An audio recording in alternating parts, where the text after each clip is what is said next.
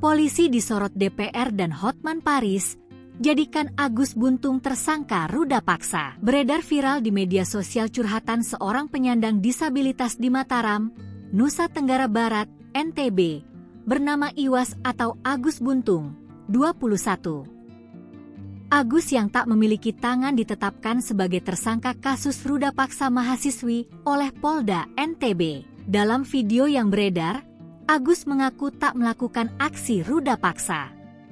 Sebab, untuk beraktivitas sehari-hari, ia dibantu orang tua.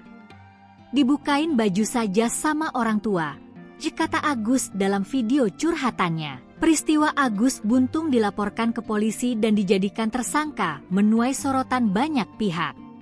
Seorang anggota DPR RI, Ahmad Sahroni, ikut menyoroti kasus ini. Melalui akun Instagramnya, Ahmad masih penasaran soal sikap polisi yang menetapkan Agus sebagai tersangka. Ini beneran gak sih kejadian di Polda NTB? Disabilitas YG tidak memiliki tangan, apa ia bisa memsa?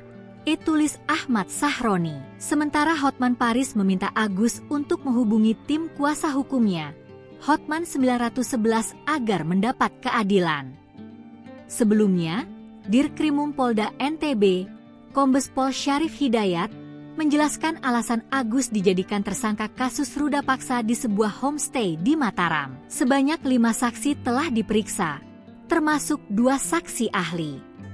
Selain keterangan saksi, polisi juga berdalih sudah memiliki barang bukti berupa hasil visum. Meski tidak memiliki 2 tangan, Agus menjalankan aksi bejatnya menggunakan kaki, seperti halnya melakukan aktivitas sehari-hari.